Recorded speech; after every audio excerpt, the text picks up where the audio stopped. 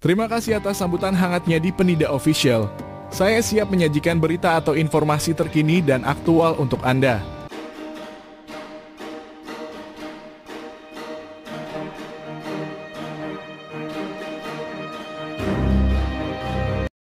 Roy Suryo, pakar telematika, berencana melaporkan penyidik terkait kasus ijazah Presiden Joko Widodo ke Komisi Kepolisian Nasional (Kompolnas).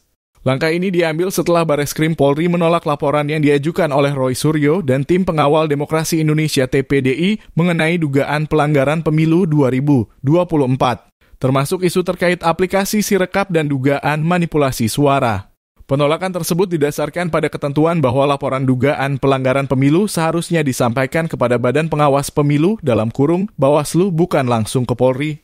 Menanggapi niat Roy Suryo untuk melaporkan penyidik ke Kompolnas, Brigjen Juhandani Raharjo Puro, Direktur Tindak Pidana Umum Bareskrim Polri, menjelaskan bahwa pihaknya hanya menjalankan prosedur sesuai dengan peraturan yang berlaku.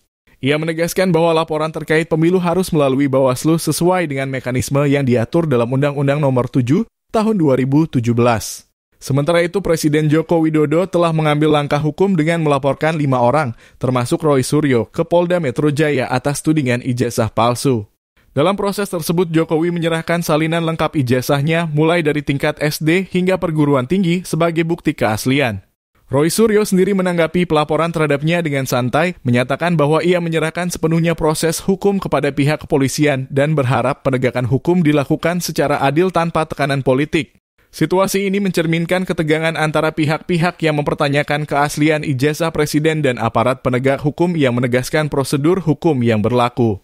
Langkah Roy Suryo untuk melaporkan penyidik ke Kompolnas menunjukkan upaya untuk mencari keadilan melalui mekanisme pengawasan terhadap kinerja kepolisian.